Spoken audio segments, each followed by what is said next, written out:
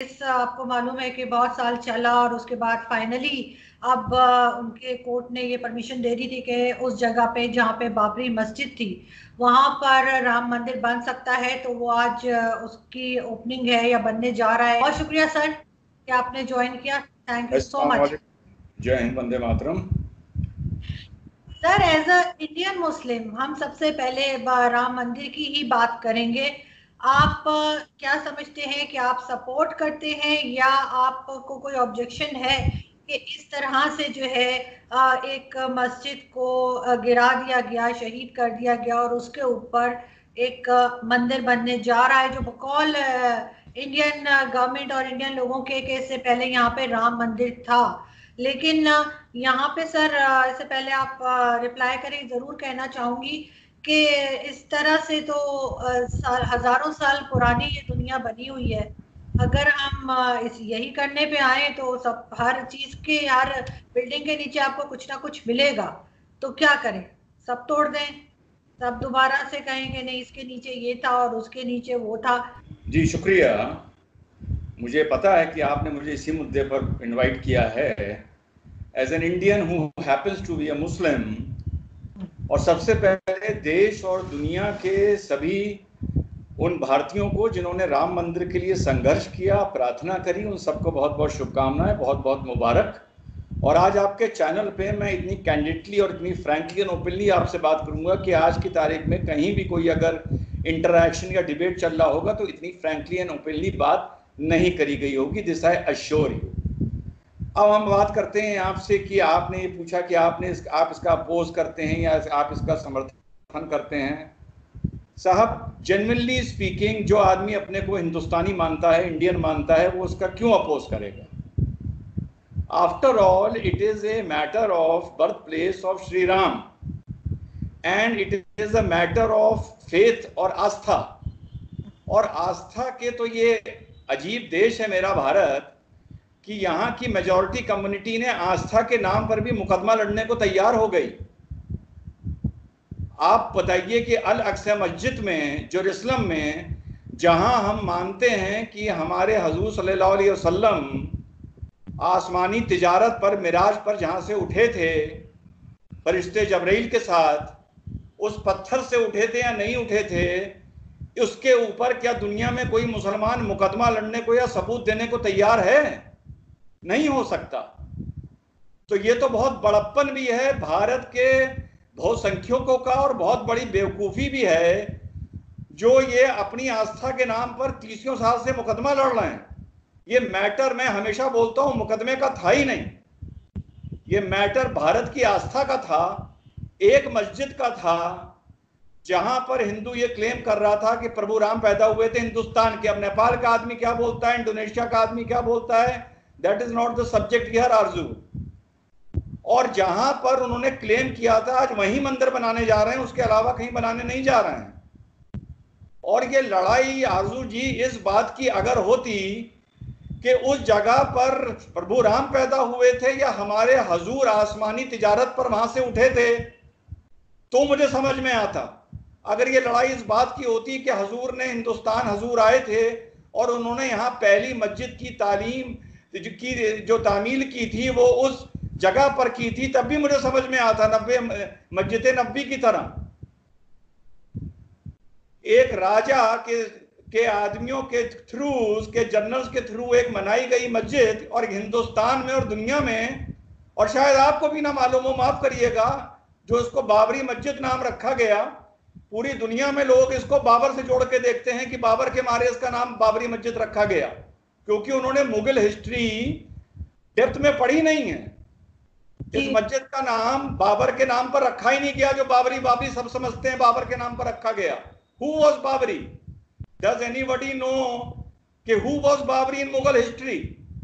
आज आपके चैनल पे बता रहा हूं कि Babri was a 16-year-old boy जिसको बाबर अफगानिस्तान के काबुल के मार्केट से खरीद के लाया था। Babur had a physical relationship with this boy called Babri, जो इब्राहिम लोदी का against first battle of Panipat में मारा गया था, और उसकी याद में इस मस्जिद का नाम जब तामील हुई थी तो बाबरी मस्जिद रखा गया था। तो for all the Muslims in the world, they should understand that this masjid is not named after even Babar. This is known on the name of the boyfriend of Babar. लेकिन सर इस तरह से तो, अगर मैंने जैसे पहले कहा कि अब कोई कुछ बात कर रहा है, कोई कुछ बात कर रहा है, अभी जैसे नेपाल ने कहा कि राम तो यहाँ पैदा हुए ही नहीं थे, वो तो नेपाल में पैदा हुए थे, और ये इस बात के क्लेम के ऊपर बन रहा है कि क्योंकि यहाँ राम जी पैदा हुए थे इसलिए यहाँ पे मंदिर उनका होना चाहिए। तो एक चीज जो ऑलरेडी अभी भी डिस्प्यूटेड है, अभी भी कोई इस पे एग्री नहीं कर रहा पूरी तरह से, तो आप किस तरह से इसको कह सकते हैं? ऐसे तो हर चीज, वही मैंने कहा, सारी बिल्डिंग्स तोड़ दें, सबके नीचे कुछ ना कुछ निकल आएगा। हजारों साल से दुनिया बनी हुई है, आज की तो नहीं है, 100 साल 2 साल पुरानी बात तो नहीं है, तो फिर तो कुछ नहीं बचेगा अगर हम इसी चीज पे चलना शुरू हो जाए। अगर आप बात फिर से वही उठा रही हैं कि नेपाल कुछ क्लेम करता है और इंडोनेशिया कुछ क्लेम करता है, तो आरजू इस तरह तो अहमदिया भी ये क्लेम करते हैं कि हमारे हुजूर सल्लल्लाहु अलैहि वसल्लम आखिरी पैगंबर नहीं थे, तो उसको भी फिर आप डिस्प्यूट की तरह डिस्कस करिए। उसको आप क्यों नहीं डिस्कस करते हैं? उसको क्यों नहीं डिस्कस करते? आप करिए उसको भी डिस्कस, पहली बात। दूसरी बात, जब इस स्ट्रक्चर का आर्कियोलॉजिकल सर्वे ने एक्सकवेशन किया, मैंने आपको वो लिंक भेजा था, 17 साल हो गए मुझको एज एन इंडिविजुअल कमेंटेटर, 17 साल से आरजू मैं मुसलमान भाइयों से अपील कर रहा हूं कि ये मैंने आपको लिंक भेजा था, विवादित भूमि हिंदुओं को सौंप दी जाए। ये मैंने 17 साल पुराना लिंक है, ये आज का लिंक नहीं है मेरा। जब उसका आप एक्सकेवेशन के लिए तैयार हुए under the direction of high court, या तो आप तैयार ना होते या आप मना कर देते। जो आज आप बात बोल रही हैं, या तो जो बाबरी मस्जिद के पक्ष के पक्षकार थे, जो लॉयर्स थे, वो कहते थे नो लॉर्डशिप, हम इसका एक्सकेवेशन कराने में तैयारी नहीं है, क्योंकि किसी ना किसी बिल्डिंग के नीचे कुछ ना कुछ तो निकलेगा। उन्होंने एग्री किया कि ठीक है साहब होना चाहिए, ऑब्जेक्शन फाइल नहीं किया।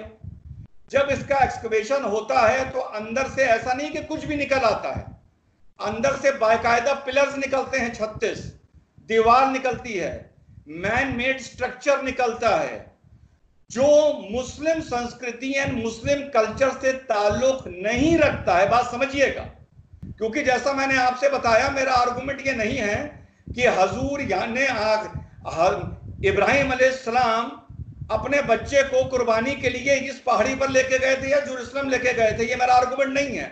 मैं कभी भी फेथ पर आरजू आर्ग्यू नहीं करता हूं। जब उसके नीचे से स्ट्रक्चर निकला और वो मुस्लिम संस्कृति इस्लाम से जुड़ा हुआ नहीं था, वो राम जन्मभूमि थी, कुल मिला के वो जगह हमारी नहीं थी, मुसलमान की नहीं थी, because we push the luck too far. हम हमेशा अपनी अस्तीने चढ़ाए रहते हैं। जब हम मेजॉरिटी में होते हैं तब हम अपनी अस्तीने चढ़ाए रहते हैं, जब हम माइनॉरिटी में होते हैं तब हम आरजू अपनी अस्तीने चढ़ाए रहते हैं। क्या दूसरे ने चूड़ियां पहन रखी हैं, दूसरे ने अपनी मां का दूध नहीं पिया है, दूसरे के जज्बात नहीं है? क्योंकि मुझे पता था कि एंड में वहां पर राम मंदिर ही बनेगा। राम मंदिर भारत में नहीं बनेगा आरजू, तो फिर कहां बनेगा? हमें जगह दे दो, हमें जगह दे दो, हम वहां राम मंदिर बना लेंगे दुनिया में। हम यहाँ अयोध्या में नहीं बनाएंगे। हमें आप जगह दे दो पाकिस्तान में, हमें जगह दे दो सऊदी में, हमें जगह दे दो मिडिल ईस्ट में, हम वहां बना लेंगे, हम यहाँ नहीं बनाएंगे। कहीं कोई हमें जगह देगा? तो जो राम मंदिर यहां नहीं बनेगा तो आरजू कहां बनेगा? Common sense. अब आप ये बताइए कि आपने हाल में अल सोफिया का किस्सा सुना होगा, तुर्की का सुना होगा आपने। वहां क्या हुआ? 900 साल से वो एक चर्च था, तुर्की के लोग खुद मानते हैं वो चर्च था, सब मानते हैं। उसके बाद वो 500 साल पहले मस्जिद कर दी गई। मुस्तफा अतातुर्क ने आके कहा no it will be a symbol of secularism, उसने उसको म्यूजियम बना दिया। 15 दिन पहले तुर्की में उसको फिर से मस्जिद कन्वर्ट कर दिया गया। पूरे यूरोपियन वर्ल्ड ने, क्रिश्चियन वर्ल्ड ने इसका विरोध किया। दुनिया के मुसलमानों ने क्या इसका विरोध किया? आपने किया कि अल सोफिया म्यूजियम को मस्जिद क्यों बना रहे हो? आपने ट्वीट किया तुर्की के प्राइम मिनिस्टर को कि आप ये क्यों कर रहे हैं। इमरान खान ने ट्वीट किया, ओएसी ने किया, दुनिया के मुसलमानों ने किया? नहीं किया। क्यों नहीं किया? क्योंकि उनको खुशी हो रही थी ये म्यूजियम दादागिरी के चलते एक मस्जिद बन रहा है, उससे भी मतलब ना रखो। पर नहीं, मुसलमान ऐसा नहीं करता। आरजू, आई एम वेरी सॉरी, मुसलमान डबल स्टैंडर्ड करता है।